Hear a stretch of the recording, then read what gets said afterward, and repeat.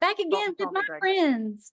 And yeah, so we just want to have like a open mic kind of chat about different topics tonight. And we have Andrew he's Andrew Zebran the third, and he's been on my channel before. We've talked and chatted before. And then my friend Katrina is here.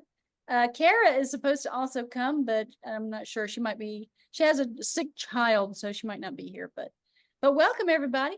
Welcome to Hi. Open session. We're going to just talk about some things. So Andrew and I were chatting a little bit about some of the more recent news, with, I guess it's not really that recent though, about the space alien person, right? Like, it's not even, space is Earth, by the way, but the gray alien that was talked about down in Brazil. I must have missed that one. Oh, wow. Good one. It's a good one. It is a wonderful truth disclosure about gray aliens and how they come from beneath the ground. And what's crazy is that, like, I had come to that conclusion based off of some of the evidence that people were presenting in these MUFON cases and different UFO files and things where people are talking about their experiences with the gray aliens. They said, a lot of times they said that it was a suit that this creature was wearing. And when the suit was torn or removed, that it looked like a piece of burnt wood or something, like it had decrepit, deformed skin, and that it smelled. One case said that it smelled like burnt cinnamon, and another case, like some years later that I came across, talked about them smelling like sulfur. And I was like, aha, I was like, that's the underworld.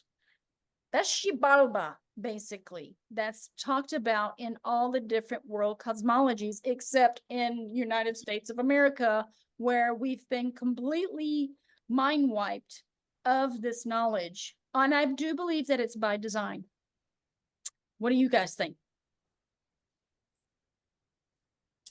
Definitely by design. I think we were much greater beings in the past, and we've been knocked down a few notches for some reason to be controlled. Yeah. Well, when you dive into alchemy and you learn about what the alchemists of old have been capable of, they were creating diminished humans in a lab without sex, without a female. They were able to just take some sperm, some semen, and then mix it with some other ingredients during specific alignments and moon phases and stuff. And they were able to make these diminutive humans, like tiny beings and stuff. And, I just think it's been a part of our world for much, much longer than we can even fathom. That we somehow were genetically modified, probably with other animals, because we have some very interesting features, like a reptilian brainstem, like we have a tail in an embryonic phase. We shed our skin like reptoids. And then why do they call our children kids, like baby goats? So I think somehow we got genetically altered with all these other species, but enough to function in such a way with an intelligence so that we could perform as slaves. And we've seen this systematically happening over and over again with the orphan trains. And then somehow the parents were removed. I believe that a lot of those parents ended up in these insane asylums so that they could be used as lab rats for their pharmakia. Yep. Because I haven't found that part of the narrative. Maybe it's out there now. I don't know. Have y'all heard anything about that? Yeah, you check with Cultivate Elevate. He talks a lot about that, about the orphan trains and the resets, and he talks a lot about that stuff. Yeah, and they're actively hiding some of the old asylums, because there's one near me. I've driven past it many times, but if you go to Google Earth to look for it, they got it placed a few miles away, so you can't find it. It's like, where is what are that? they doing that for, huh? What's that? What area is that in? It's in Perrysburg, New York. south of Buffalo. Wow. It's weird. I couldn't believe it when I found this out. I was like, what are they actively hiding this for? You know? Well, I got some information about this. So we have one in Milledgeville that's been closed for a while now. Yeah. That's where Jerry Marzinski had actually been for about 7 years. He spent time there assisting some of the patients and learning about the pharmakia and how these people are actually possessed. So I believe that's what the whole ordeal with pharmakia was, is to get people possessed and pretty much deranged and deficient to where they're too ill to even function in society so that they can be derelicts. But then with Stranger Things, now you guys might not know about the history of the actual Hawkins lab, but it's in downtown Atlanta. And I had the privilege of going there, not to the lab itself, but to the Callenwald Art Center that's next door to the lab. And Callenwald Art Center is very interesting. You can go there as a public space. They teach art classes back in the back. But the house itself, when I went inside the building, not only are there German different little carvings and stuff in the fireplaces, they had a real silver chandelier, like it was real silver. Wow. This thing is enormous. I was like, oh my God, that's worth a lot of money. But Mhm. the way the structure is made of stone. It's a stone building. And the carriage house that you pull up in, it's like an overhang garage, but it has a vaulted ceiling. You stand in the center of that little garage space, and it has the step, to step off the carriage. But if you tone, it reverberates like cathedrals do. I'm Mhm. like, oh my God. So then inside the building, they have kind of a miniature audience hall where they've poured concrete. And I suspect that there were either altars in the ground or fountains or water or something. The ceiling is not original in that part of the building, but it is long, like it was used for possibly rituals. I was like, this feels like a ritual room. Mhm. So next door at the Hawkins lab part, there are tunnels that go beneath Kellenwald over to the lab. And then not only to the lab, but No. to the manor home that's on the other side of the lab. And this was all German owned. And I was like, okay, there's a bit of history that most people probably don't know. That they were doing experiments on people during, I don't know, the 1800s or so, whenever this was actually a home for Germans. And I'm like, what is it with these Germans? Because it's the Jews and the Germans right now that are taking their position of power over us. And what I found out about the Israelites is that El Elyon, which is also just known as El, is Saturn, aka Satan, Yep. Mhm. which is Lord of the material plane. So we're talking about energies. We're talking about conscious energies that rule our existence. And whether they actually have a physical form, like a human type of body in this reality, I don't know. But apparently everything here is Saturnian. Like anything that's tangible, tactile, all that is Saturnian. And you can see the evidence by the shadow aspect of how the light reflects off of the different objects. But people they can't wrap their mind around it because they've been indoctrinated by the Bible that was forced on them so many, hundreds of years ago. People forget about, how they marched around the world and pushed the Bible. They systematically were slaughtering people, and then they pushed the Bible on them as a new belief system Mhm. because they were erasing knowledge. So Are we talking about beings that either live for thousands of years or live forever, that are part of our existence, that use the humans as pawns to play this game of life and death? Because that's what it's starting to look like to me. When you get into the movie Thor, it's kind of that same thing where, you know, you have the air gods or the air giants that live in Asgard, and they try to oversee Midgard plane, Middle Earth, you know, but there's always these other entities that are dark and demonic that they're battling, which is the light and the dark. You know, it's like always this light and dark aspect. And it's also the checkerboard floor that's Yep. presented in Freemasonry. Mm-hmm.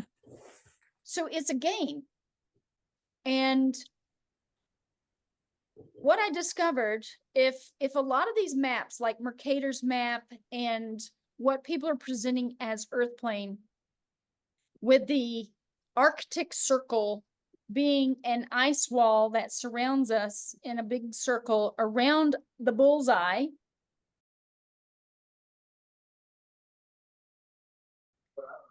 that Atlantis, when they talk about Atlantis and how it was built in the concentric rings, I'm like, is that what the actual Earth plane looks like?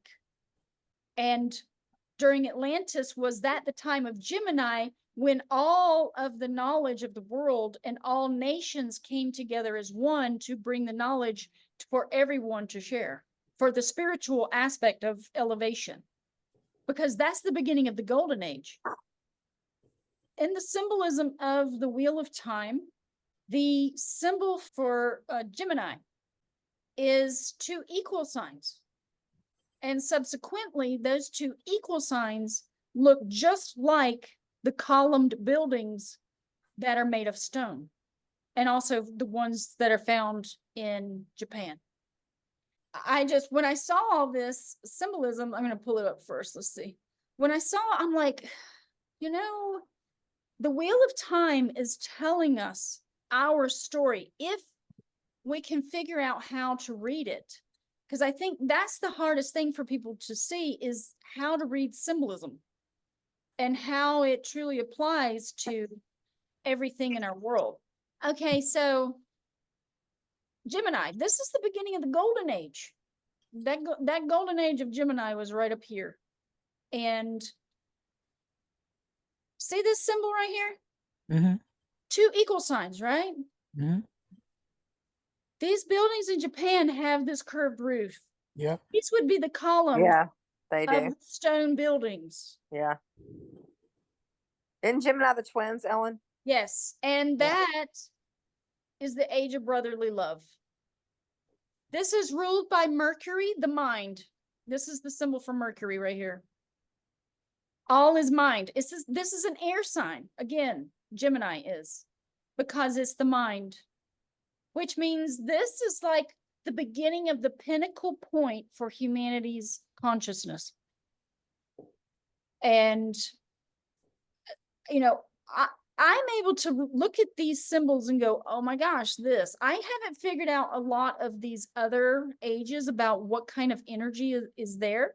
But with these main ones that are surrounding where we are right now, I'm like, oh my God, Taurus, the bull, you know, the bull of the stock market, all things earthy, because everything in Taurus, this is an earth sign. But look, it's a circle. Circle is oneness, wholeness, right? Mm-hmm. But look, there's two separate lines coming at the top to represent the horns operating in two different directions, because this is the pinnacle point that they depict in the symbolism for the Golden Age. This is the height of the Golden Age, right in the middle of these three astrological ages. And then once you hit that pinnacle point, you're now descending, because everything is like a sine wave. When you follow Kali Yuga and all the other Yuga cycles, they're Yep. like sine waves. But look, the god of war, Mars, began in Aries, and Ram's but horns. So what do you have? You got pyramids, because this is a fire sign. This is the age of pyramids right here. Mhm. That highest obtainable knowledge is the knowledge of the celestial heavens and how you can work with magic or high knowledge to, you know, obtain all kinds of levels of information. So what were they doing? They began doing necromancy. Because what do you think all those Egyptian jars are about? They were like taking organs and harnessing them, because different organs represent the different astrological ages. Mhm. That's what this human body is about. See these organs? They are dominated by specific planets and ages and stuff. That's why they're in different colors, and these are the chakra system going through the body, Mhm. but the organs themselves are astrologically connected to the stars, the celestial heavens. So what did they do? They were putting them in jars for resurrection, because that's what you can do. With black magic knowledge, you can begin to work with necromancy to summon the spirits of those who are died, they're deceased, they're gone. And now look at what they're doing in court. Just as an example, they summon you from the dead to appear before court. Right. It's a death cult Yes. that we have been under the auspice ever since Kemet fell right here. I mean, this thing tells the story, and it's right in our face, but we haven't been able to digest this knowledge. This, to me, this Aries looks like a water fountain, even though it represents ram's horns. It's like two trains of thought spewing out of the oneness, Mhm. and they're going in two different directions. But also, I don't know if you know this, Andrew and Katrina, but all of these symbols that represent the different astrological ages can also be found in the alchemy processes to break substances down into different formulas. I'm like, okay. I'm like, so okay, this is the alchemy of the spirit or the soul Mhm. for having these earthly Saturnian experiences, and we're honing our spirit through the alchemy processes during each age. Mhm. I'm like, is anybody else talking about this alchemy? I just Again, the guy Cultivate Elevate talks about alchemy all the time. He talks Oh, about good. how alchemists would go in and they could turn like any element into other elements, like turning something like into silver or into gold with something that's less value. Yes, it's amazing, right? Like, Yeah. so that's why I'm always promoting alchemy. I'm like, look, because that's what the oligarchs are using against us right now is alchemy, the knowledge of alchemy, all of the knowledge, all of the highest knowledge that they have been circumnavigating the world to obtain, and selling us a story about, oh, these people are primitive, and they lived millions of years ago, and look at all the pots and stuff. I'm like, no, they've been systematically removing all of the high technology and extracting it from the ancient sites, using it for their purposes of warfare and control. Because what you can do, what I learned in Franz Barden's material, you can take your consciousness, put it in an object, and it becomes a magical implement. Mhm. You think these people with their gold, because gold is like the highest frequency metal, with their golden artifacts and things, they were putting their consciousness in that to make it into a magical item. When you hear about the staff of Hermes and Moses with the staff that could part the sea, I'm like, is anybody listening to all these stories? So Moses is part of a moon cult, which would imply that it's a cult of darkness, but people don't put two and two together. And Jordan Maxwell talked about this, but whenever you're talking about a cult of the moon or cult of the black cube, you're talking about darkness, because anything to do with Ra, the light of the sun, is about gold. It's about enlightenment. It's about following the light. And that's what I've been learning about these planetary aspects, that they're worshiping the different planetary bodies and working with that frequency specifically during these astrological ages to empower themselves. So Yahweh is Jupiter. Yahweh was a storm god, and Jupiter is Thor, god of thunder. Mhm. So that's what this, looks like a 21 or a 4, that's Yahweh. That's Jupiter right there. So the Vatican was working with Jupiter, Yahweh, to bring about wealth and money for themselves, because that's what Jupiter's about. It's about money. It's about like a power. And you can use this in a positive manner to gain wealth. And these are the things that we don't have. We don't have this knowledge. This is our lost knowledge of what they systematically wiped from the rest of society. So we would be disempowered and we wouldn't know who we were. And they've erased our story and rewritten it for us. And I don't know how much either of y'all dive into not only alchemy, but like learning what alchemists and magicians and all this, wizards, whatever, about what these people were truly into. And they still are to this day. But unbeknownst to us, because we don't have eyes to see, that whenever you see someone wearing a robe, it represents a wizard. It represents high magic, or even just like low magic, which is earth magic, which is alchemy of the 4 elements, basically. And, that's why the graduates wear robes. They don't know that it's tied to, sorcery and stuff like that. No. But And their hats too, right? Ellen, the cubes. yes, that's the Yeah. cube. Yeah, it's the cube. So when you Yeah. see the choir in a church, they're wearing robes because they're using the magic of their voice to sing. The voice is light. Hmm. And with everything that I've been researching, I don't know if you guys found out about the Tetragrammaton. And the Tetragrammaton is the tree of life of good and evil. Hmm. And that the Kabbalah is only one branch of sound frequencies, because they want as many people out here as possible working with black magic to bring about whatever energy they can indoctrinate people to do. Hmm. And that's what I'm like, oh my gosh, the Kabbalah might not be such a good thing, because their God is El of the Israelites. And the Torah it's against the rest of us. It's against the Gentiles of the world. It teaches the Jews that they are the chosen ones and everybody else is lesser than. What do y'all say about that? Do y'all have something to say? Yeah, Sorry. I was suspecting the Kabbalah was not so good myself. Well, you know what evidence I came across? I have a book called The Celtic Golden Dawn.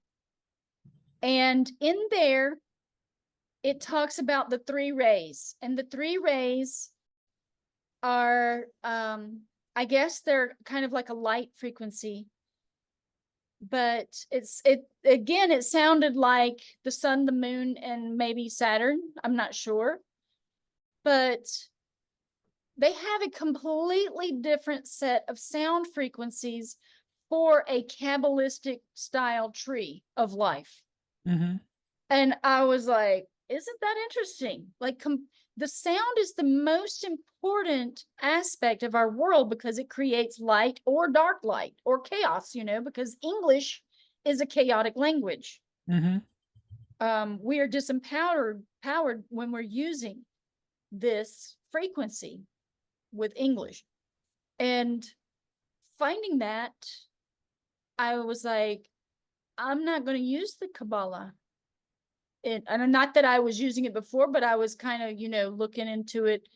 And when I found out too that Hermes was a swindler. Like he's a god of thieves and merchants.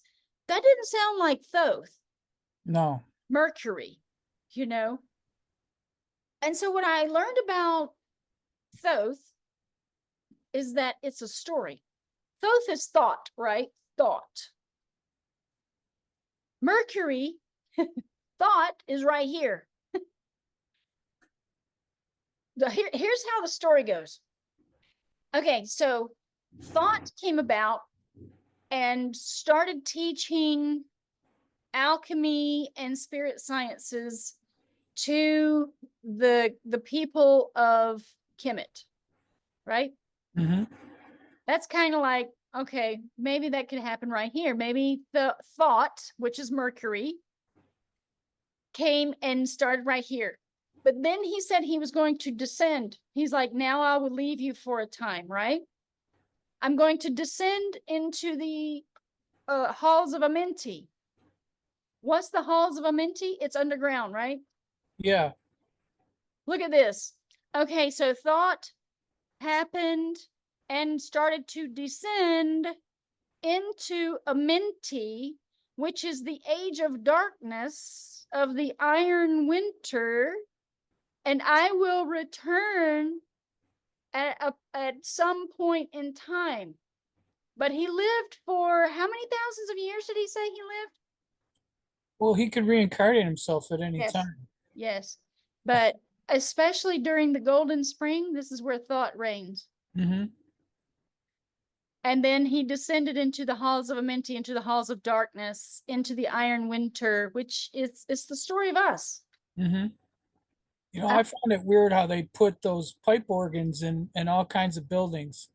You know, they even put them in office buildings. Why would you need a pipe organ in an office building? Because it's cymatics for the organs. That's why they call it organs. Mm-hmm. It's to heal your condition. And I suspect, because remember, sound is light, Mm-hmm. I suspect it was to keep the dark entities off of you.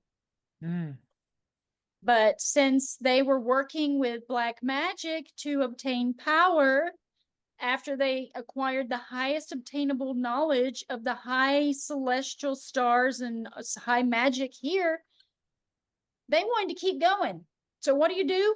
You start summoning demons, you start working with dark magic and darkness. And that's where we are right now. After the Vatican, which I suspect the Vatican is, again, possibly the reptilian hybrids, because of the symbolism that they had surrounded themselves with the audience hall being as the head of a serpent, and just all kinds of tales about serpents in the Vatican and how the devil was in the Vatican and they couldn't figure out, where he was because it's a demon. Anyway, I think the Vatican was run by Amalekites, and that now the Israelites are coming into power, because the Israelites, their greatest enemy was the Amalekites. This is part of the story of why they were running from Egypt, and they were fighting the Amalekites, who would ambush them and wipe them out. Mm-hmm. The Amalekites are from a word that is two words. It's am-lek, which means to lick blood. Oh. And this is all in my research. Mm-hmm. And they have been battling. I think the Amalekites got the upper hand in Pisces, Mm-hmm. and that they are the reptilians, and they eat people and all of that, the cannibals, because Canaanite is cannibal, the cannibal clan. And Yep. then the Canaanites became Abrahamic, which became Christianity. And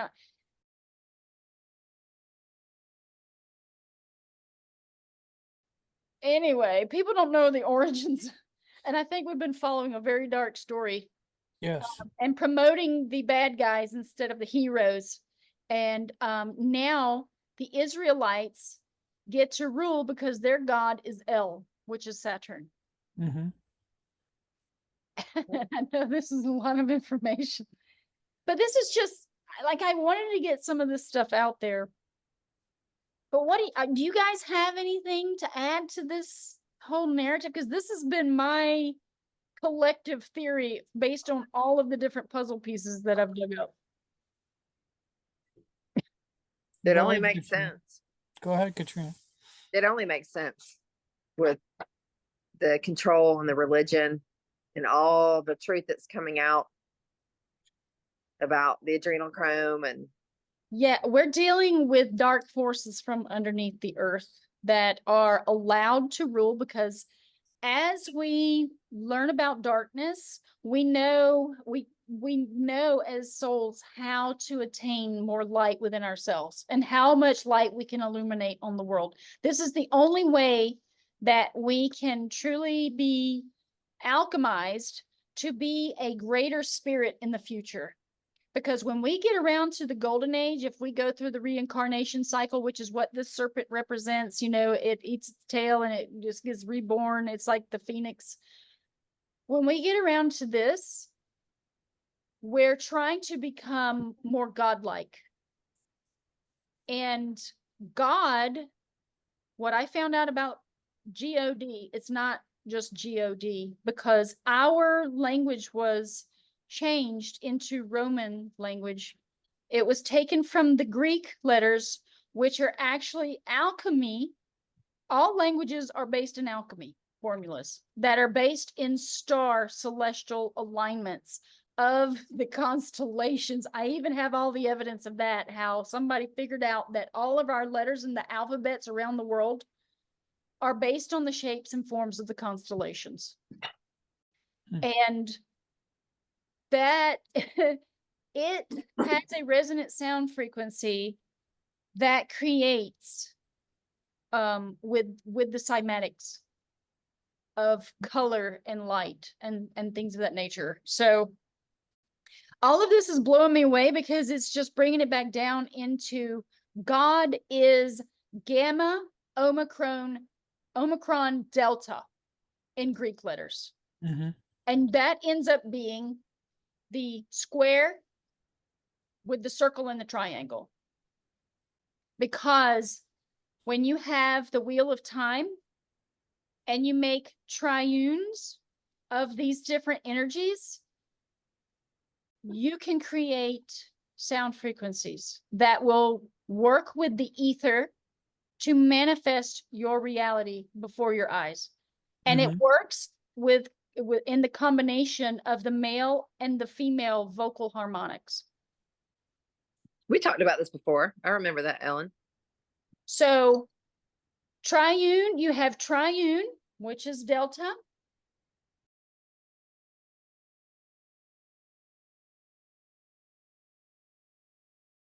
You have tetra, which is the gamma. Tetragrammaton is gamma, which is quad. Tetra is a four angles.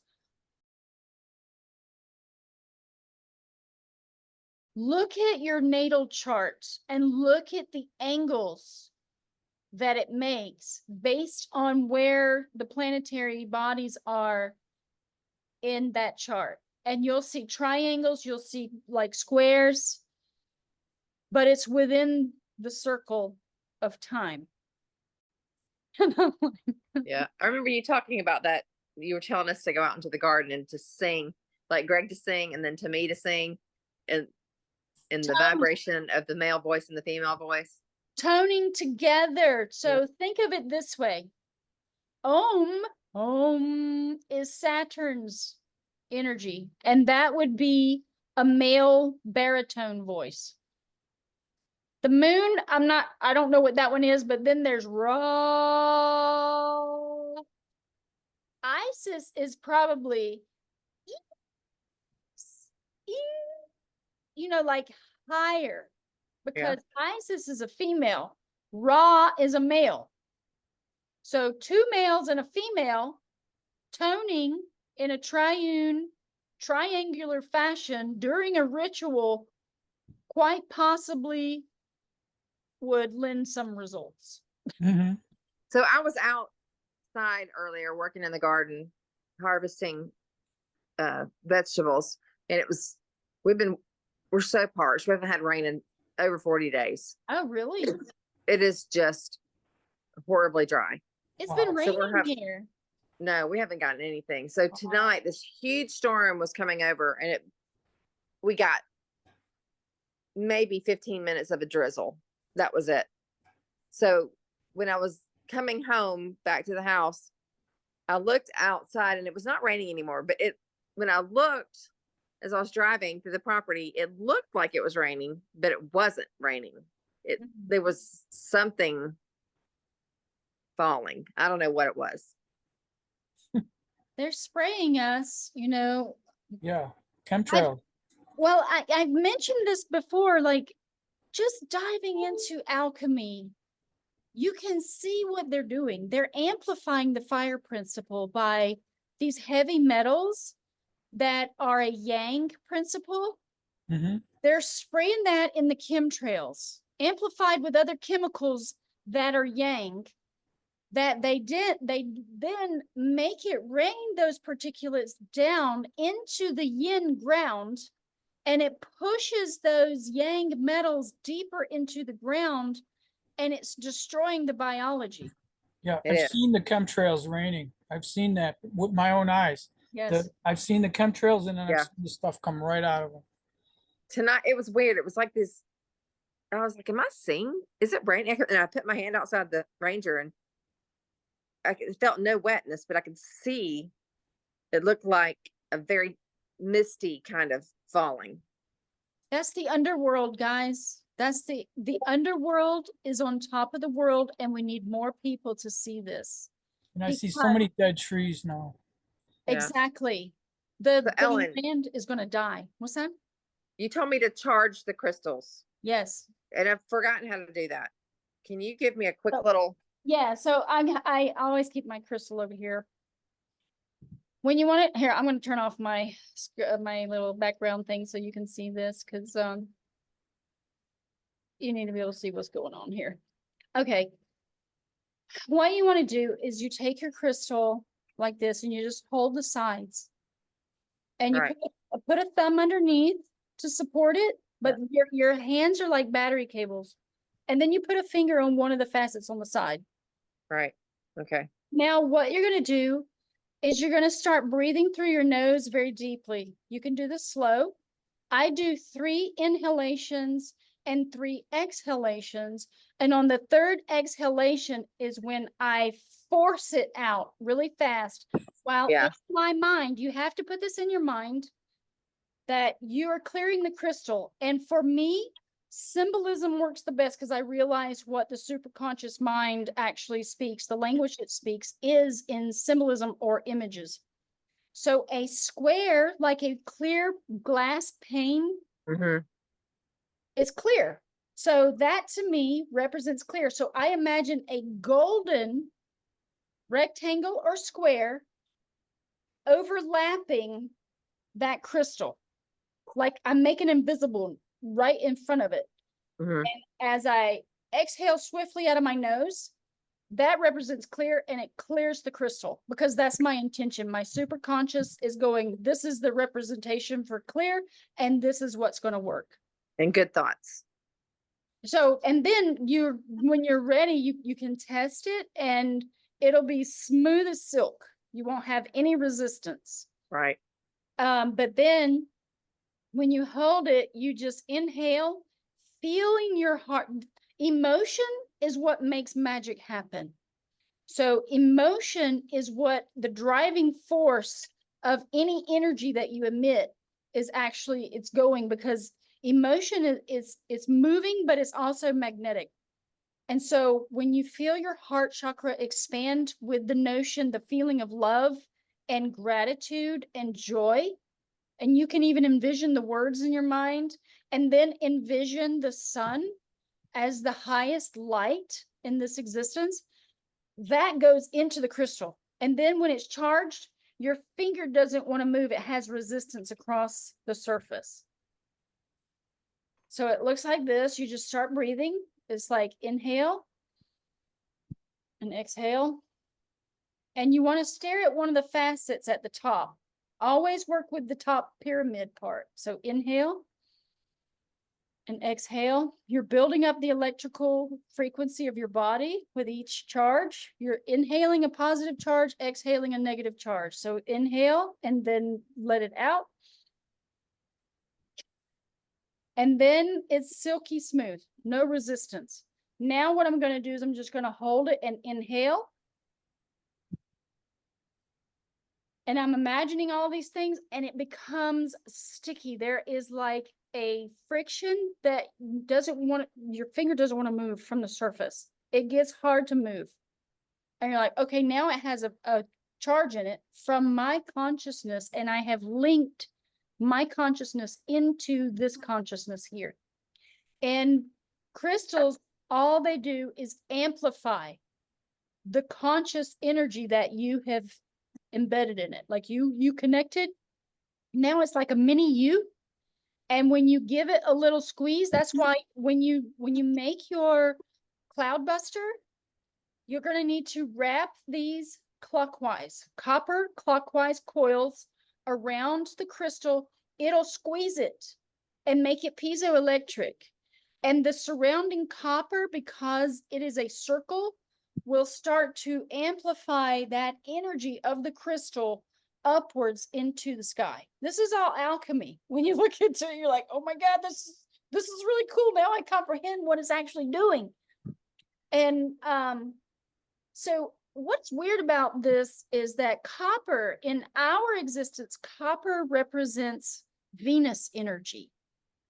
But in other countries, I've looked into alchemy of China and in Saudi Arabia, they say that Venus is iron.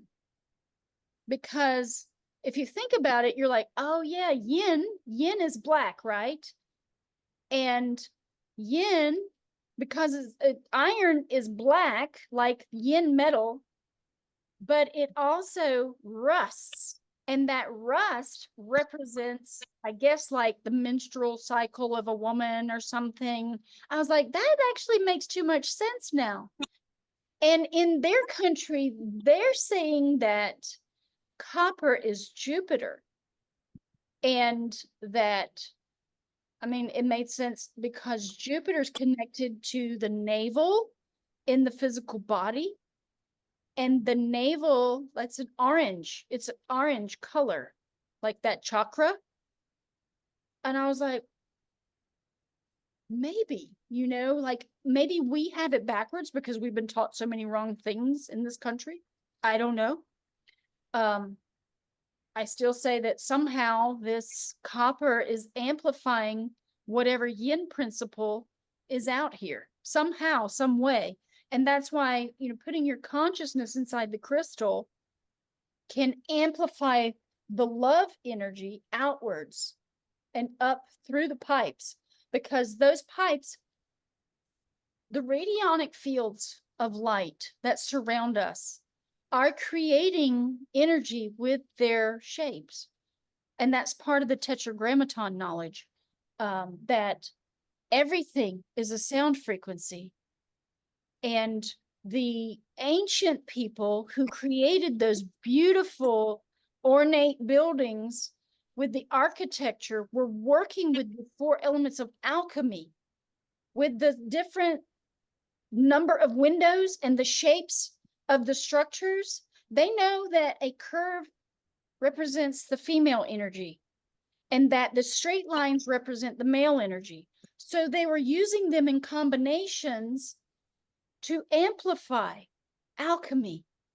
When you see 3, that's Holy Trinity. When you see 2, you're seeing duality, the male and female. You're seeing 1, you're seeing the wholeness. 1 window, 1 circle, 1 dome, 1 this. I'm like, oh my God, it's all about yin and yang, and it's all about the different elements of the tetragrammaton, which are creating. So the 4, if you see 4 windows, it's the 4 elements of alchemy. All this stuff, that's why I say Gemini was when they were using and employing a lot of these architectural elements. And now that we're in the Saturnian energy, Saturn's symbolism is a cube. It's a black cube. Look all around us at the cube shapes. Look at the squares. Look at the rectangles. Look at the black. Look at, Our roads are in grid patterns. Our buildings are in like cubes. Literally everything around us is Saturnian. Like Well, we're there's a city on Mars. It's all in grid pattern. Did you see that picture on Mr. MBB 333? you know what this so is Mars really just another land that's beyond the ice wall?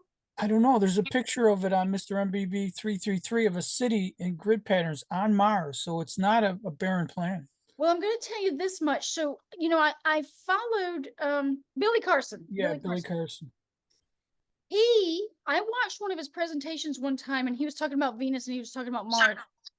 And he was like, isn't this strange? These images from NASA's site, the Venus images they were blurry and they were of all these forests with like these cathedrals sticking out of the trees. He's like, look, they blurred it out, but you can see like these buildings sticking out of the trees. Well, then he goes, look at Mars. There's actually an SUV on Mars. And then other people have found out where they've actually done the photos of Mars. They've actually been in like Australia and in the desert regions of the world. They're like, look, and they showed you the actual image of the place, and then they showed you the images of Mars. They're making it up because they are liars. NASA is a deceiver. I've already reviewed that on one of my other videos, that NASA is actually pronounced Nasha because it's Hebrew and it means deceiver. And if you go to biblehub.org or .com, I can't remember, it explains Nasha means to deceive, to beguile. It means like an extreme deceiver. I'm like, how much more can we get across about how NASA is actually just a branch of Hollywood? And that even the astronauts, there's so many people throwing out all the information about NASA and all the green screen and underwater and all this other stuff that they've been doing. And the astronauts, how they were depressed after they came back from the moon. They weren't even like excited about, hey, look, oh my gosh, we went to the moon. No, they were all like, yeah, we went to the moon. And then Buzz Aldrin actually disclosed it to a little girl that we never went to the moon.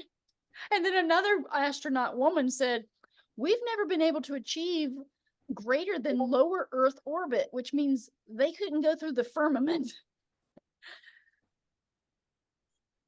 I mean, we're in a spiritual existence, a 3D spiritual existence that is in holographic. They brought in a Nazi to head NASA, the first guy, Werner von Braun. We brought the Nazi scientists over with Project Paperclip and yeah, but they gave him the pharmaceutical industry too. And how can people still believe this lie? That's what it baffles. It's blowing my mind right now that people are still following the space alien narrative. I'm saying that the age of Aquarius represents this time and space because that's what Saturn is. Saturn is time. It's Father Time. It's Kronos. It's the Grim Reaper. It's the death cycle because you die in time, right? But then your spirit lives on. But because it's an air sign, we're going into this idea energy where everything is imaginary. Nothing's tangible anymore. That's why they don't want us to have tangible assets. They don't want us to have homes. That comes later, because if you go in and really look into Saturn and what it represented for the Romans, Saturn was a time of great abundance, which is what we're starting to see. People, I'm like trying to figure out how these people have all this money. I'm like, what are these people doing? Obviously, Airbnb and extra homes, real estate and all these places where you can start accumulating wealth just from being online and having all these digital coins that just make money out of thin air. I mean, it's here if you want to work that kind of system. But that's going to catch up with these people that have all these Airbnbs because people don't have money. They're living on credit. They're running out of money. So then what are they going to do then? Well, universal basic income is coming. They already have it in Canada.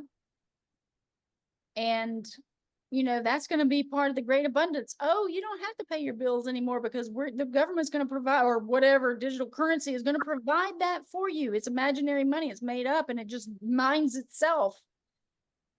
And I'm hoping that we get a digital dollar that's actually asset backed, but at some point it's going to be the same bait and switch, like we've already seen with the gold standard here in this country, where after a few generations, when the children are like clueless, you know, and they're just like, we love our digital world and our AI and our metaverse and our fake money, and then they're going to pull the rug out from under them and go, hey, guess what? We own you and you don't have any more digital assets. Like, you know, asset backed digital fakeness. Well, 'Cause money's a debt note. I It's just mean, a debt note. the game is just shifting to a Mhm. greater dynamic to include even more people as like corrupt slaves. I'm like, we're all slaves to this, whatever this is, this Saturnian overlordship. Mhm. How Yeah. are you going to get away from it? I mean, I want to go be a part of an agrarian society. There's a few places where you can go. And I hear you can go to the mountains of Peru and live off potatoes and just trade. But I actually did some research on that because my friend, he grew up there. He came to America, but he grew up growing potatoes and they just traded. He's like, yeah, you can go. Well, I looked it up and I was like, that lifestyle might not be exactly what I'm looking for. I'm looking for more of a foresty dwelling kind of. They live in the cold. They live in the Andes Mountains, and I'm like, well, that's cool. I could go visit, but I don't know if I'd want to live there permanently in that way. I know. Where do you go? Where can you go? Into your mind. Yeah, that's really honestly, It's that's the why only. they got robot companions now. You can buy them. Apparently my friend already told me, they're like, yeah, somebody they know, some guy they know, talked about getting one. They're about $4,000. And you could people are gonna be so lonely because of the disharmonic society we're entering, Mhm. that they're gonna be desperate to have a companion in their lives. And they're gonna turn to robots. Lord Is help They us. don't know we're all connected though. There's no separation. That's an illusion. I know. I am trying my best to go deeper and into my spiritual meditations, my integrations. You know, I do my Rosicrucian studies. There's a Rudolf Steiner. Um, he's got a video where he talks about these 5 different things that you do every day. Mhm. When you wake up, and then before you go to bed, you do like this little meditation. And I'm like, you know what? That makes too much sense, because you're actually starting to program the subconscious mind to become associated with the light that will therefore lift your spirit out of your body in a natural way. Mhm. I'm like, that makes too much sense. Let me start floating on out of here. I'm just gonna like, bye, y'all. See y'all later. Yeah. See ya. I'm Taking off. like, bye. Y'all can have all this mess. Yeah, I don't know. I would love to start doing something different besides this, whatever this is, because I mean, it's got me like, I'm tired of America, to be honest. The grind, you go to work. It's like I feel like I'm just sitting against the wall, just beating my head, going, okay, when's it gonna stop? When does the pain end with the bills and the mortgage and the if we don't see the greatness, which I do sense that that's coming before 2030, I think we're going to see it like starting next year. I think we're going to witness something that's going to be a little tick in our direction. And I think that's why they're freaking out with the chemtrails and all that. They're like, no, we gotta stop the Great Awakening. I'm like, you can't stop it. No. Well, and the sun is very different in the Oh, last.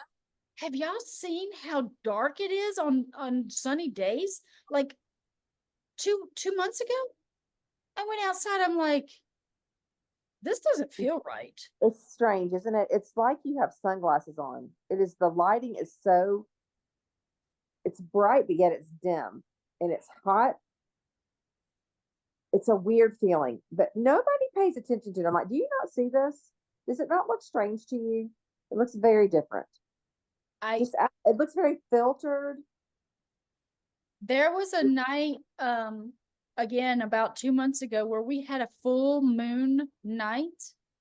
It was dark. I was like, the moon is bright, but the ground was not illuminated. It was about at half the illumination of a normal full moon night. And I'm like, Yeah. this is not, It's not.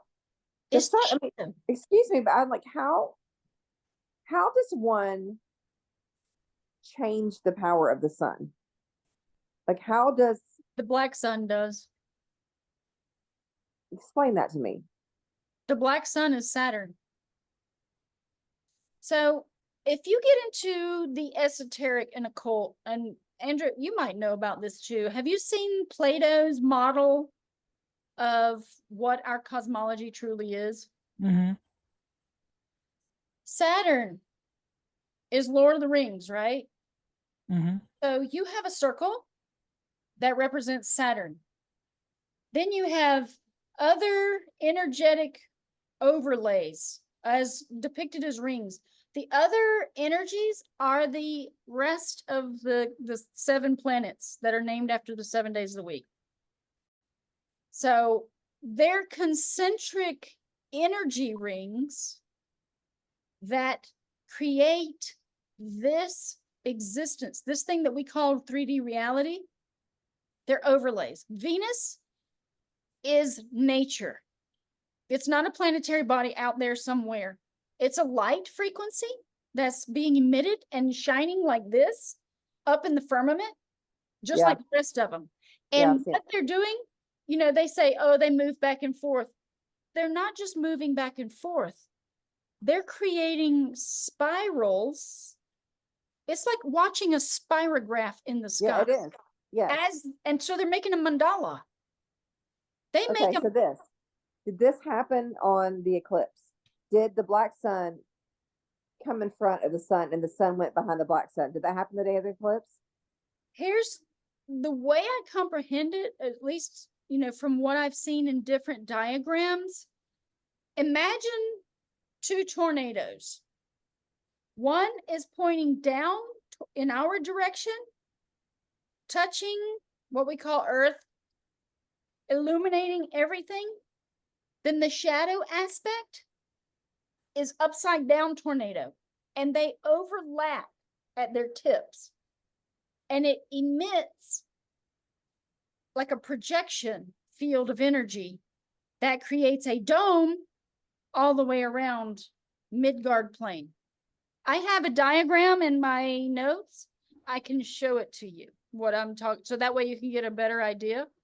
Because I just save all this stuff. I'm like, oh my God, this makes too much sense.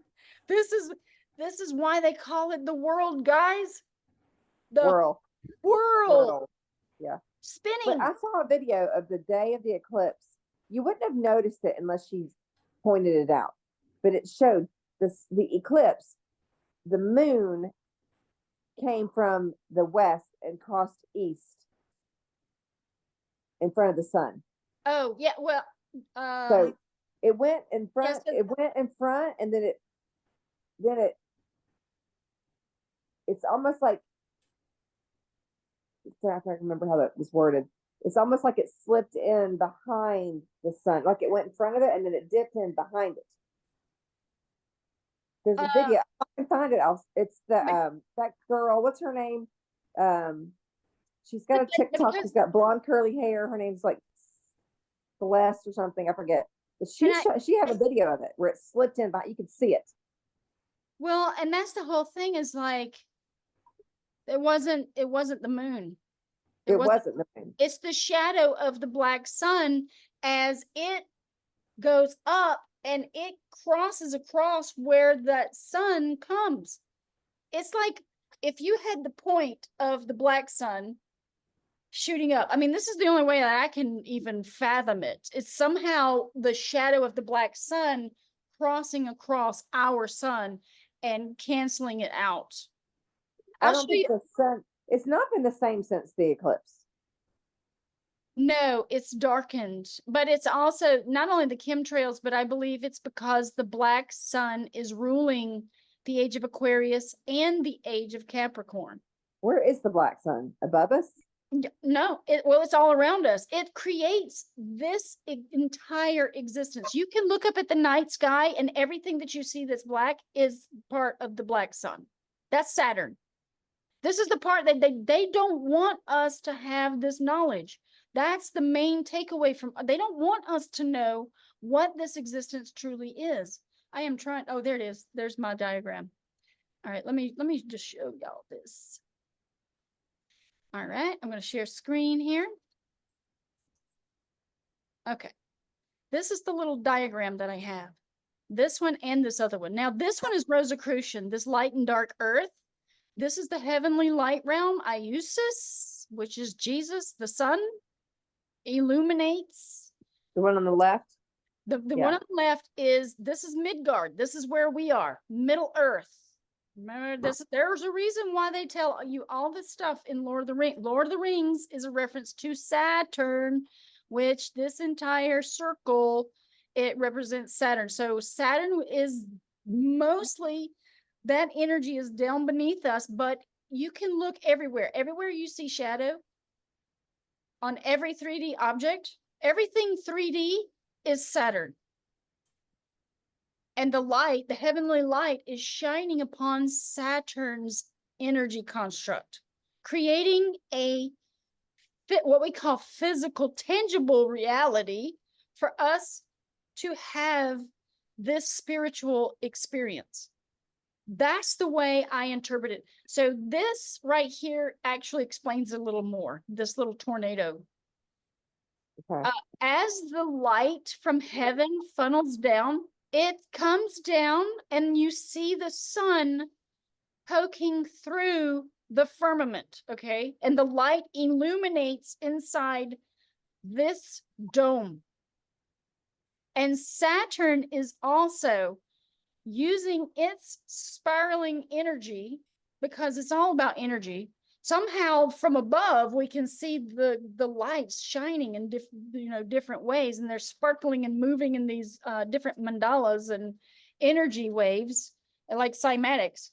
But they come together and they clash, and then it's like, pow! Now you have a projection screen. So think of Saturn as the black screen. And then the light from heaven projects down onto the screen and illuminates the stage so that we can have a grand play, because the astrotheology, the zodiac wheel, tells you exactly the character you came to play, all of the energy, all of your flaws, everything about you, because the stars are projecting you and your physical body down onto Saturn's time to have this experience. That's a lot to take in. It's a spiritual experience. And because of where we've been in the material world of, me, tangible, no, we must have all this stuff, we haven't had the eyes to see that it's just an experience. That's all it is. It's like, we come here, but we are eternal. Our soul is eternal. We only borrow time to come and have the schooling for our soul to take This is not and mine. grow. Because I'll tell you this much, what I learned from my hypnosis sessions that somebody else did on me, is that in this experience, this current timeline, wherever we are, I imbibe those same energies from those past lives right here in this experience. And so as we continue on our soul journey, we take each experience and we compound it together and we take it to the next experience with us. Mhm. That's why it's so important when they teach you things over in the Veda and over in like Tibet and Nepal and all spiritual places. They're teaching you mind, body, spirit, meditate, give homage, give gratitude. It's why they don't follow a religion, but they follow philosophy Mhm. because they know what this is. What do y'all say about that? What y'all got to share? Y'all got something? That's pretty amazing. That's a lot to take in. Yeah, there's a lot more going on here than we know. I had an experience through intense grief once of similar to a near-death experience where I was in intense grief, but all of a sudden I was filled with love for some reason. And I got up in the middle of the night and I wrote a paper about love. So there's a lot more going on here than we know. I didn't have to die to have a near-death experience. You know what I mean? Yep. Exactly. The ability to escape this reality. This reality that we're in is just, it's horrendous. Well, Mhm. what we have to do is change our focus, change our perception of what this reality truly is, because I've had these moments of discovery, these aha moments where it's like, if this is just a game and I'm just a character in a stage play for souls, why am I being so serious? And when you don the childlike nature and lose all of this heaviness, like, oh my God, somebody's going to judge me if I go and I'm just like, wee, with all kinds of things, you can make magic happen. I've proven this time and time again. I made a plant appear by just becoming open-minded, like a child going, I wonder if I could just find one of that plant out in the world and plant it in my yard so I have another edible wild plant. And the thing grew right where I was working with water, because water is part of the ether. Mhm. What did you imagine, Ellen? What was it? It was the lamb's quarter, the lambs. Yeah. I was like, I was like, oh yeah, I haven't seen that anywhere in my 3.5 acres. And I'm like, maybe I can go find one out in the woods or, somewhere out in the world and bring one and plant it. No, my mind said, you can do this. Because, what they say is like, oh, the things that Jesus could do, you could do, and more. I'm like, I made a time traveling chicken event happen too. And I'm like, to this day, at least I had a witness, because if I didn't, I would sound crazy. I went out to the chicken pen one day, and I have a roommate that's actually paying for one of my rooms. She sold her place and she's renting a room.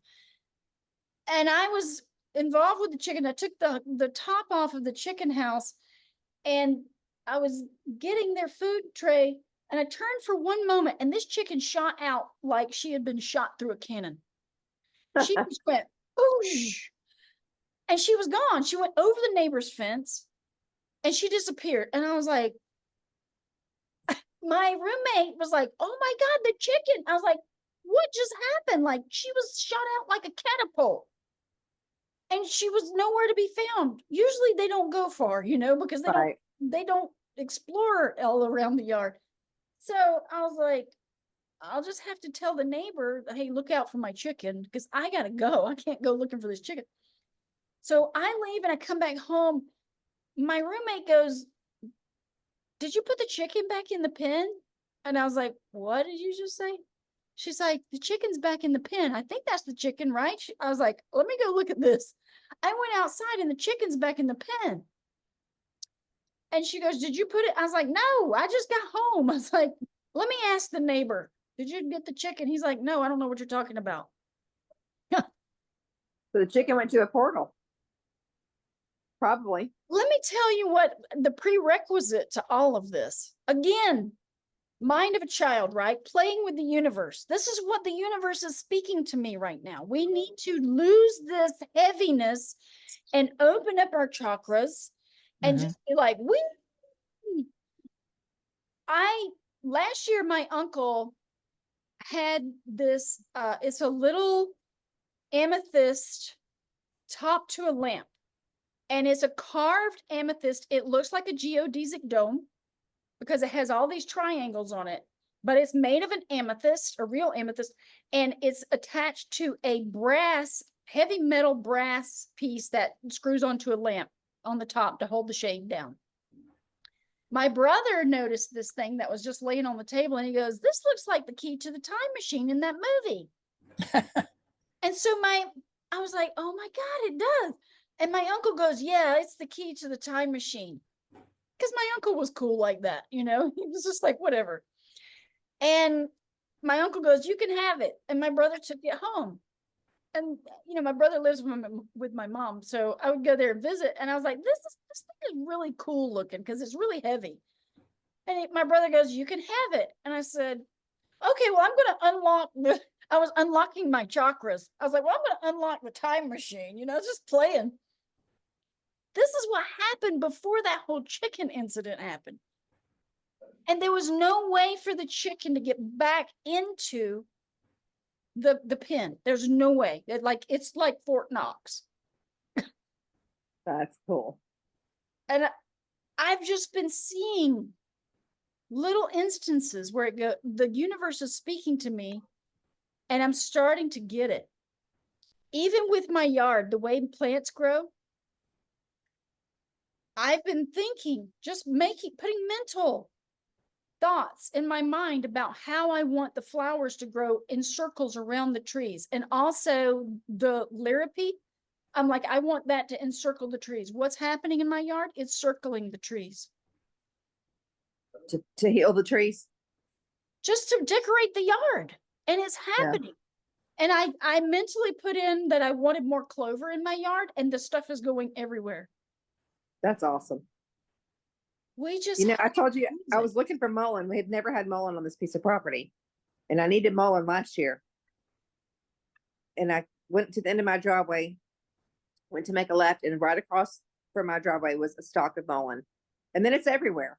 And then this year, Queen Anne's lace, it's everywhere. I don't know what the symbolism is for that, but it's everywhere this year.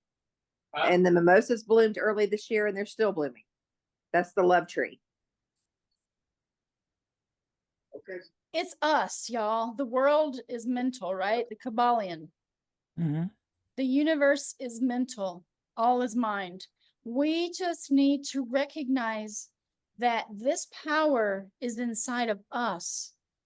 And the more that we come into the self-realization that we can actually begin to work and harness with the 4 elements of alchemy within and without, and above and below, that's where our true power lies. And it's also the power of our voice. The spoken word is the word of creation, but we were trained to use a disharmonic language called English, which I suspect is from Merovingian, which is French. Yeah, I think you're right. They're recording us so they can train their AI Yes. or what. Yeah. But it's not real. AI is not real intelligence. It's just machines. It'll never be like us. Well, so it's connected to the underworld, right? Mm-hmm. Even the fake Elon Musk or whatever he is, the clone, he said, that when we're using AI, we're actually summoning a demon. Mm-hmm. He said that in one of his videos. And I actually concluded to that when I found out that the D-Wave computers, a lot of them are in Dreamland, which is also a reference to Saturn. And that's underground at one of the, some of these shadow government military bases and stuff. Yeah. And I was like, yeah. And they call it D-Wave, like demon wave, I guess. And a lot of the code is called demon. Yeah. So It's going to be connected to a demonic presence called Ahriman, if you follow Zoroastrianism and Rudolf Steiner's work. Mm-hmm. I've Uh, heard of Armand. So it's all part of the Age of Aquarius experience towards the end of the age to fight the machines, Mm-hmm. which are demons. Well, you should tell Katrina to pray into water and put it in and pour the water into a body of water, and then that prayer will go out into the air and she'll get more rain. I don't know. They might have a pond. I'll have to tell her to go and sing the water song too, to the water and And then pour it in the water, the body of water, because Emoto proved that the water has memory. So yes. because that's where I put my prayers into water, and then I pour it into Eternal Flame Falls Creek in my backyard. Oh wow, that's awesome. Yeah. There's a fire in a waterfall about a I mile. know I wanted to go there. I found that and I was like, oh my God, that's so cool. You can go there on my YouTube. I made a new YouTube, and I went there on Christmas, and I video recorded it. That's So awesome. you can go there on YouTube if you go to my YouTube, because they took all my other ones. I just have to put normal stuff on there now. Really? They took Yeah, it?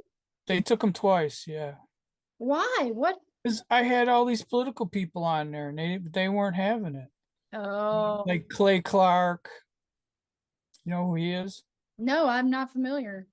Well, I had too many political people on there, and I had like preachers on there that were running for Senate and stuff like that. They don't want those people to have a voice, so they took mine. Wow. You know. Yeah, YouTube is totally the Skynet. It's part of Skynet. Oh yeah. Google is going to be the Skynet of the future. Yeah. It's horrible. Well, so what makes that flame anyway in that little cave? Well, there's gas coming out of the ground. That's what's doing it, because I ride a motorcycle, and when I ride through that area, I can smell gas. Mm-hmm. So it's just gas coming out of the ground.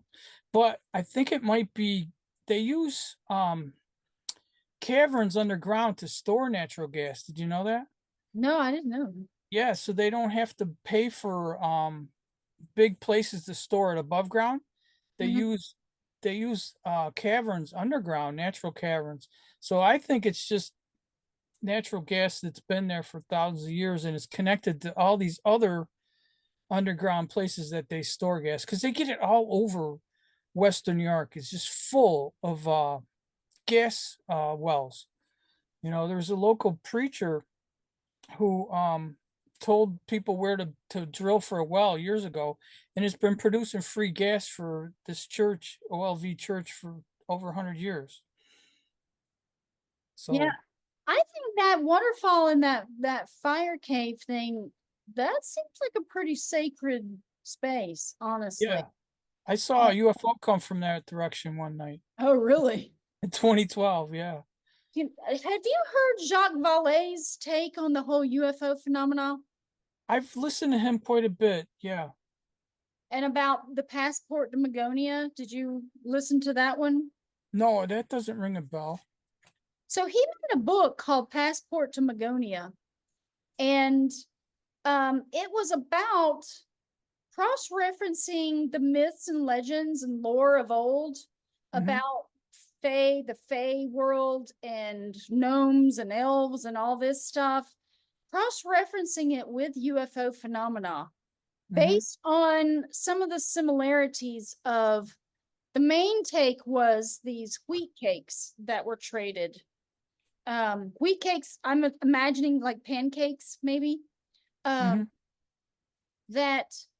when people had interactions with the Fae folk, there was always some kind of exchange of wheat cakes. And then a similar kind of exchange with human types of beings from UFOs with wheat cakes and water and, some sort of exchange. So I was like, this man is a genius, because I think what the Vatican has done, and I had heard this from some other video I'd listened to where the Vatican actually took all of the knowledge of the different worlds that are here. They're like, they're almost like dimensional bubbles. Like we have a bubble, they have a bubble, and they can cross and overlap, and somehow they can enter our world, but we don't always know where the entrances are to theirs. Mhm. And that somehow the Vatican took all of this knowledge. He almost like Farquaad in Shrek, where Mhm. he banishes all of the fable fairy tale people, and he like puts them all on. That's exactly what it sounded like to me. Like, okay, now they're locked away and nobody knows about them, and so we can just do our evil, rulership. And that sounded just like what the Vatican had done with the knowledge. I'm like, Mhm. erasing the story, the original story, the true story, and then perpetuating one by force. Mhm. That's what we've seen. Yeah. And so when Jacques Vallée was talking about, I was like, this man is a genius, because there's nothing new. We're always told there's nothing new under the sun, nothing. Mhm. And that time is cyclical, and that apparently we get wiped out completely back down to the 2 feet of Pisces. We're trying to flounder around with the 2 feet, trying to find the path. Then we move up to the ankles, which is a divided world of Aquarius. We're going to be divided: metaverse, metaphysical, tangible, non-tangible, like all these different ideas. There's going to be 2 different foundational columns to carry us into the future of Capricorn at the kneecaps Mhm. to the hybrid realm, because Capricorn is a goat water serpent. The symbolism is what speaks to me. And I'm like, is anybody else kind of reading it? I don't know. Is anybody else reading what I'm reading? Because I feel like I'm out here on an island just reading the symbolism. But Yeah, I I don't, know how you feel. I know how you feel. but it makes too much sense to me, because we're in the dark age. We haven't even hit the midway point of the dark ages yet, which means we're still in a descent, a declination, but it's also going to be an ascension in the sense that we're in a great awakening. We have to. Otherwise, darkness would just encompass the entire existence. Oh yeah, we wouldn't exist if darkness had its way. So, but we're going to see a miniature golden age within a dark time, which is all this abundance, but yet it's going to be control and dystopia with the Matrix and Terminator everywhere. And then we're going to see like all these hybrids, half human, half antelope, or whatever. They're going to be roaming the earth again, because that's what the darkness does. It can't create with the light, but it can genetically alter with alchemy and make creatures. Hmm. I don't know. Am I crazy? I saw this thing where they're making little brains and they're turning them into computers. They're using our DNA to make these miniature brains. Yeah, And yeah, they're using them for computers. yeah.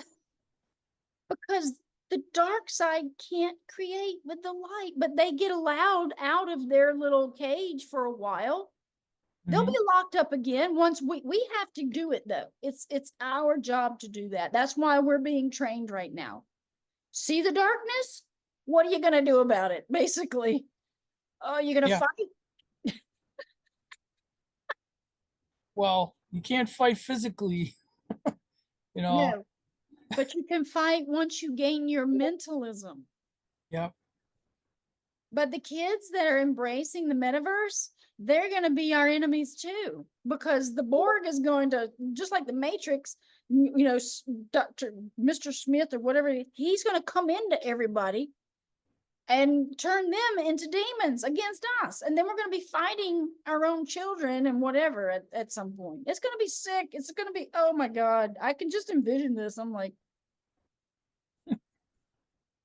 I don't know. Can I leave? That's all. I'm like, can I be done now? I want to wave the white flag. I surrender. You got a mission though, Ellen. You're on a mission. You're not just here hanging out. You're on a mission. No, I'm trying, but you know what? I just want peace. I just want serenity. I want unity consciousness. And it seems like no matter where I turn, I'm not really finding that. I mean, you get little blips of time, like you and I sharing this moment and with Katrina, and you get those small little moments that you treasure. Mm-hmm. But then you go into your everyday life and you're like, is this what my future is? Where I'm basically alone, working alone, supporting myself alone. And I want to have an extended family of people that are like, let's do this together. Yeah, I've got the community mindset because that's what Aquarians represent. We want like kindred spirits, and we want everybody to come together kumbaya, but it doesn't happen. It will one day, I'm well all alone all the time too, but I never feel alone because I know I'm part of the universe. I see Yeah. my role. I never ever feel alone, even though I am. But I mean, you get to where you're like, this is kind of boring. At least I do. I'm like, okay, what can I do? How can I entertain myself? Who can I engage today too? Because I like human interaction, but Mhm. it doesn't happen often enough. I'm like, well, and especially being in the presence of another human that is also on the same frequency. Mhm. So that's what makes it even more special. It's like, oh, this is great. Now I'm like, I feel unity consciousness in this moment. Mhm. But I get you. Like I've gotten better about being alone because I mean, it was hard there for a while. 2020 lockdown, and I'm going, oh my God, what am I gonna do? I've never been out of work. I've never like experienced being on unemployment and social distancing. I was like, are you kidding me? I'm not scared. I'll go out and talk to people and operate as normal. I didn't have any problems. I never got sick, Mhm. never got anything. I think it was mostly the fear that was concocting the dis-ease. Yeah. But I don't know.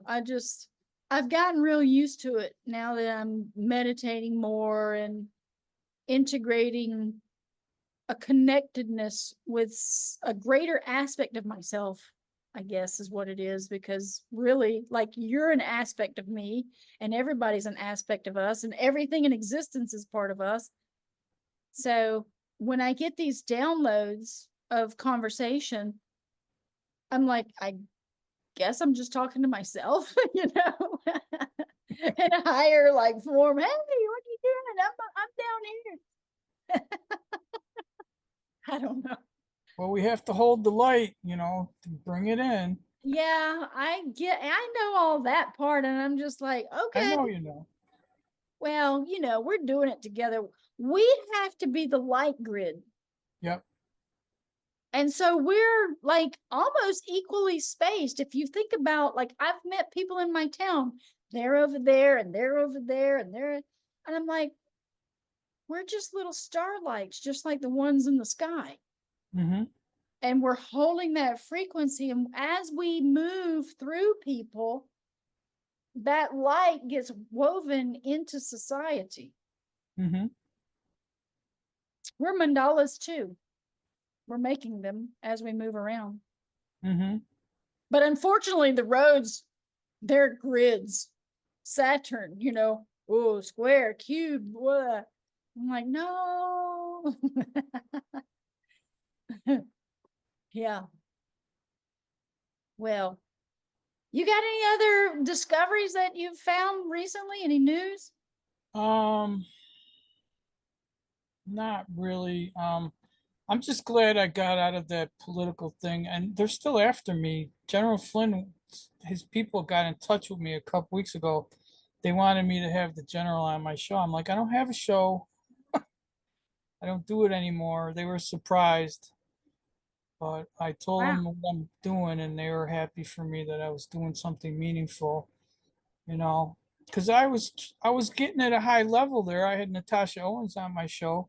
She did that Trump one, and she was on Apple's #1 list for a while. She headed the Apple list for a while, and she was on my show, but there was no money in it. Yeah. You know, Yeah, no. I was on disability. I couldn't make a job out of it. Mm-hmm. I couldn't even sell Trump shirts. My son came back with a bunch of Trump shirts from Chicago. They were from his first run for office from 2016, and he had a whole bunch of them. They're really cool Trump shirts, and Kmart was going to sell them, but then that higher up said, "No, you can't sell those." And he ended up getting them when they got rid of all their Kmart's, and Sears is gone. So he ended up getting them, and they were never on the market before. I couldn't even sell those. I think I sold 2. So there was just no money, and I'm just happier now that I'm not doing it. I wish I could do more stuff like this. Like I was on Rex Bear's show once talking about my UFO experiences, but they're just I couldn't get enough people like you on my show. There was more people that wanted to talk politics than Yeah. stuff that we talk about. The weird stuff. I Yeah. love the weird. I was made for the weird. I really was. I was like, that stuff, I'm like, oh, I want to know more about that. And Yeah. all these people that are catching these weird creatures and cryptids on ring cameras and camera phones, and I'm telling you, rise of the hybrids, it's coming. Yeah, I got pictures of Bigfoot footprints once on Whoa. 2/22/20. Oh wow, okay. Right next door to my house in the snow. I made a video about it. It got thousands of views. And it was a very popular video. It's weird. I don't know what made those footprints, but they were like 6 feet apart, and people don't walk like that. Well, I think that Bigfoot is the Jotun that's described in Yggdrasil, and they're the earth giant, and that they are the keepers of the forest. Mm-hmm. They quite possibly could be our allies if we'd stop hunting them and, trying to abuse them in some way. They could possibly be our allies when it comes to dogman encounters that might be dangerous. You know what I'm saying? Mm-hmm. So, as far as I know, I haven't heard of anyone being killed by dogman, but people are talking more and more about their experiences, their encounters of seeing these things, and that they're really scary because they're like 8 or 9 feet high, and built like a brick house. So I heard that and this could be all, folklore, but I believe that it has some inkling of reality in our existence. All the fairy tales and all that, I don't think there's anything new under the sun, but I think this stuff is real. And some people said that the military actually released the males and females of this dogman creature, they look like werewolves, into the wild to see if they could breed. And it's like a grand experiment because they were making them as super soldiers to be used for the military applications. But now they've released them into the wild. And some people have seen them in South Georgia. And I'm like, it's creepy. Well, I met 2 people in the movies that had seen Sasquatch in Georgia. And Sasquatch, that doesn't really scare me because I've heard of people where they live out in a wilderness type of area and they hear something that's like a Sasquatch, and they'll leave a basket of fruit out for the Sasquatch, and the Sasquatch will take that, and then the Sasquatch will bring something. So they're like doing this trade thing with the Sasquatch. And I'm like, that makes sense to me, to make friends with it instead of making it your enemy. Yeah, they like honey too. So why not? I mean, why can't we be benevolent to other beings that are already here? Why do we always want to kill everything and conquer it? It doesn't make sense to me. I saw a footprint once in the 70s. There's this natural area down south of me called Zor Valley, and it's really rugged. The cliffs are over 100 feet high, and there's a river running through it, the Cattaraugus River. And I was down there hiking once and I saw this footprint. I swear to God, I can't even imagine to tell you how big it was. It was more than a size 20 foot. And it was set in the stone. And it was a perfect human footprint or Wow. a Bigfoot print. I don't know. But I didn't have a camera and I've never gone back to try to get a photograph of it. I should hike down there and see if I can find it because it's an amazing footprint. You would not believe it. I was shocked. And this was before I even started seeing UFOs or anything. That's crazy. They're Yeah, out there. you know what? You know what's crazier than that? I went to a place in Texas. I went and saw the eclipse in Texas. Like I went to Mhm. Dallas. And after the eclipse, I was like, well, where else can I go? What else is there in Texas? You gotta see this. I'm about to share screen. I just pulled it up. There is a place called Dinosaur Park in Yeah, I've Texas. heard of it. I've seen the pictures. Yeah. They look like reptilian feet Do because they? they're not dinosaurs. Hmm. Because there's only 3 toes and there's only 2 sets of tracks, like a bipedal humanoid type, because they're not much bigger than a human size. They're Hmm. bigger, but they're not like enormous, like dinosaur. And I'm Yeah, like this, multi-ton. oh my God, let me show you this. Okay. Just because These are your pictures? this is my video that I made because I was like, oh my God, look at this thing. Wow. So I put my foot next to it so you could kind of get the size of it. Let's just play this. Oh, wow. This is a reptilian humanoid. I'm telling you. You can see like the claw. Uh-huh. There's like an indentation where there's a claw and there's only Yeah. 3 toes. Wow. Yeah, we're the same. It's like, okay, I think there's This stone was melted. So it's another like place of evidence of meltology because Mhm. there's these stones all around there that look like old structures, and you can tell how it's laying out into the water. You're like, Mhm. oh my gosh, this was some kind of structure. And the reptilians walked all on it when it was still soft. Hmm. Because there's like 1, 2, 1, 2, 1, 2. It was like there were different entities walking around this melted place. Wow. And I was like, this isn't a dinosaur. There's no way. It was pretty amazing to go and see that. It convinced me that there are reptilian humanoids walking around, basically. And that maybe that's what part of that whole descent in consciousness is about, where they came in and they annihilated all of the native tribes that were here, whoever they were. And they melted all of their buildings and created a new story. And this is the whole Vatican. Like this is the Vatican tribe Hmm. and the royal crown that I suspect, based on just on my research of the greatest enemy of the Israelites was the Amalekites. They eat people. They're Canaanites and they lick blood.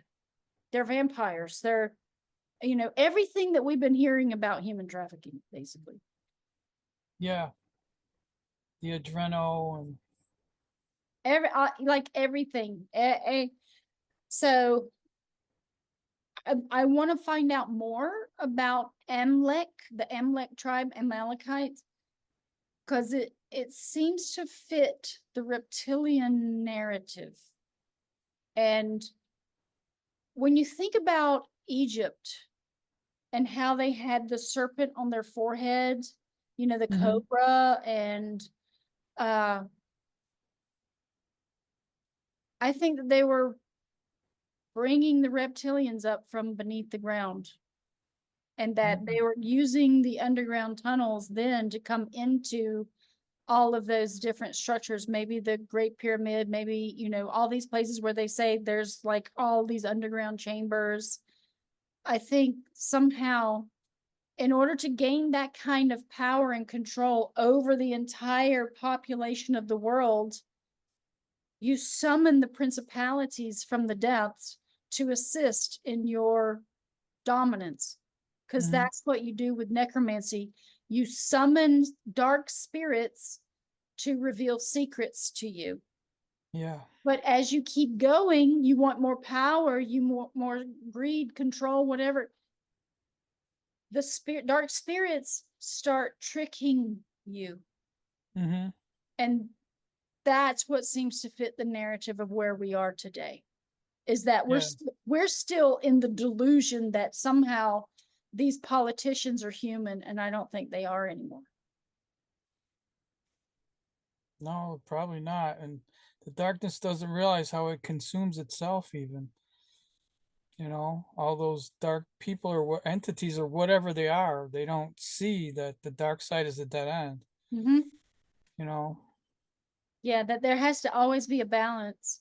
So, I think my greatest hope for humanity is that, and I know it's going to happen, that we wake up to see and recognize the dark side, but Mm-hmm. the age of Aquarius is again going to be the two foundational columns that begin at the ankles of the human body and go up to just below the kneecaps, which is the shins. And we won't come together as a more unified consciousness to defeat the dark force until we get to the age of Sagittarius, when we enter the Bronze Age. Mm-hmm. And in symbolism, the Iron Age equates to human blood as it stands now. We have iron-based blood, which is red. Yeah. And I believe in order to conquer the matrix machines and all of the hybrids, we're going to have to alter our blood, or it'll be done for us by either the sun or by the dark forces. That we're going to have more of a copper-based blood, because we're going to enter Bronze Age, Mm-hmm. which is a combination of copper and I guess tin or something. And tin is Jupiter, and Sagittarius will be ruled by Jupiter again. So I'm like, you can kind of see these formulas and the symbolism and the alchemy. I don't know. This is just how I read it. I want to find other people that may have some other opinion or some insight on this too. Yeah. My daily prayer is the restoration of the balance of good and evil, because it's way towards the evil side right now. Yeah. Way too far, right? So Yeah. that's my daily prayer, is restoration of the, The and balance. I don't beg for it. I say it's going to happen. It Yeah. is though. Yeah, I do believe as the darkness grows darker, the light grows lighter, Mm-hmm. because that is the balance. And this is what the whole Great Awakening is about shining more light, more awareness. What are we doing? Well, we can save ourselves. We can all actually help each other. But right now, I don't see enough people helping each other on the level of a giving, loving nature. I see these people who have come across knowledge, and they're like, well, for $500 for an hour, I'll give you the knowledge that I have for learning about trust and learning how to deal with your straw man and all this. I'm like, that's dark.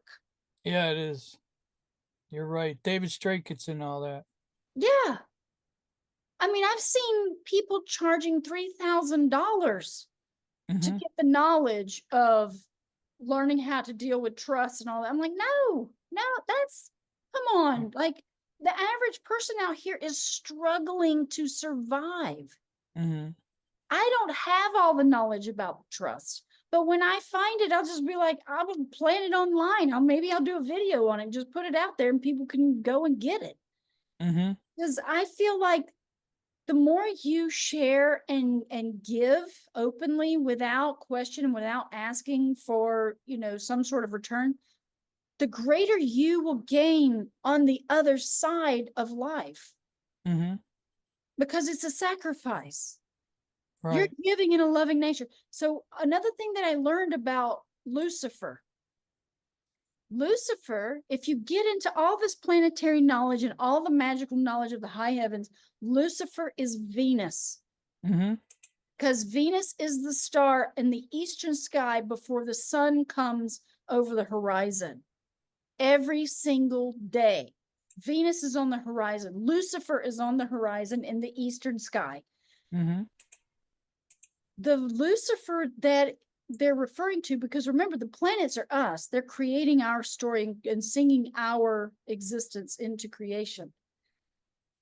Lucifer has fallen. This is the narrative, because it's the Lucifer, the love inside of each of us, that has grown to darkness. And that's what I'm like, every story that's out here is about us. The Jesus story is about us. It's about our Christ consciousness. Why do they depict a man hanging on the cross? Because the cross equates to time and the zodiac and the four cardinal directions, the four elements of alchemy. And it's man in a diminished state of consciousness. He's Right. conscious, because that's where we are. Mm-hmm. I see all the symbolism. I'm like, it's our story. Every story out here is our story. The story of Thoth and the emerald tablets, and it's the emerald tablets because Venus is the sphere of nature where the plants and the animals dwell, that energetic overlay that's all around us. And green is the heart chakra. This is where I start going, no, it's not out there. It's all right here. It's like layers of existence that are overlays of energy that create this existence. So Mm-hmm. deep thoughts. Well, we're in a deep place. It takes years to understand it. That's why I try to be extremely healthy. I take more than 100 things every day to stay healthy. Wow, know, that's a 'Cause lot. I know they put cancer in the inoculations they gave us when we were kids. Yeah. Well, they did all kinds of heinous things to us. Yeah, so I try to stay away from not being healthy. Yeah, exactly. But you can detox from all the heavy metals. They're using heavy metals again, yang energy inside the yin sphere. The yin is the digestive tract. What I Mhm. found out about digestive tract, there's no electric there, it's all magnetic. And so the magnetic energy is being employed because it's all yin, it's dark. And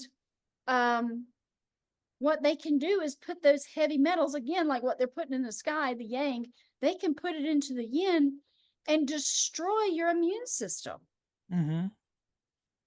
So you can actually extract the heavy metals by using chelation therapy, by using green Venus. Venus will pull it out. Charcoal, bentonite clay. Clay is yin. Charcoal is yin. You know, it's all alchemy. When you think about it, it's like, oh my God, if we can just learn alchemy, the basic principles, we'll know how to clear ourselves of everything that they're throwing at us. Yep. So even in the future context of what they do, we'll be like, no, that's yin, that's yang. All we need to do is the opposite. Mhm. Positive, negative, electric, magnetic, blah, blah, blah, blah, blah. And it's like, wow, that's amazing. Mhm. Yeah. And they're slowly killing everybody with those shots. You know, there's excess deaths around the world from those shots, and they're like some countries as high as 20%. So they did it in a way where they didn't get caught immediately, and people haven't seen it. Yeah. You know? Yeah. It's a slow death sentence. Yeah. I avoided it. I never I did got it. too. I'll probably delete this part from the video because I don't need to get flagged again and deleted and all that mess. I But shouldn't have said nothing about that. oh, it's all right. We got 3 minutes left, so I guess we'll be wrapping it up here. So, anything else you want to share? I put a link in the chat. Yeah, I clicked on that. I opened that, so I'm going to check that out. Yeah, you don't have to read it now or anything, but the universe gave me that one day. I had this thought popped into my head that I needed to find picture frames. And when I went and found the picture frames, there was the oldest painting of Niagara Falls in North America in one of the picture frames. And I Wow. saved it out of the garbage. I found it Wow. in the trash. It'd be in a landfill right now. Nobody would know about it. And then I spent over 20 years figuring out who painted it. And I finally did. Because it wasn't signed, but I got an attribution. You know how that works? Where you got to get the whole art world to agree that that's who painted it. I did it. And even the Canadians agreed with me.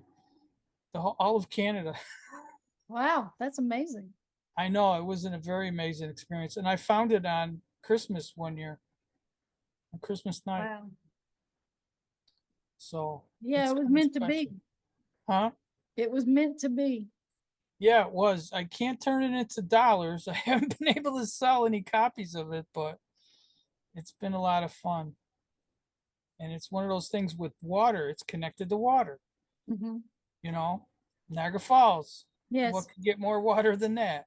I And know. that's where the birthplace of our modern life came from.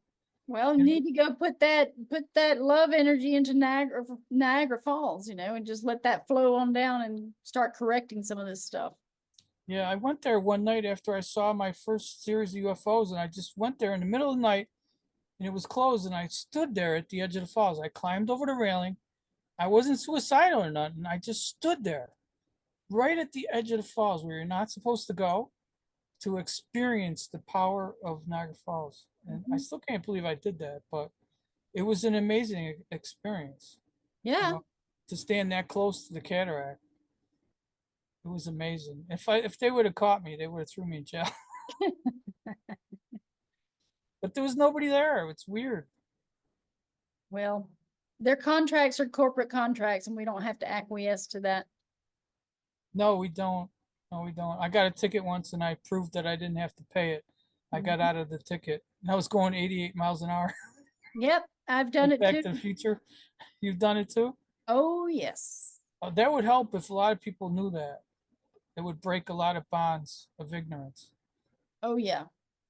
It's about to hang up on us, just so you know. Yeah, I know. All right, it's been a lot of fun, Ellen. Yeah, good talking to you again. We're gonna have to do this again more often instead of like however long it's been. Yeah, text me or email me anytime. All right. Well, thanks for coming on. Okay, thanks for I'll talk inviting to me. you later. Bye. Okay. Have a good evening. You too. Bye-bye.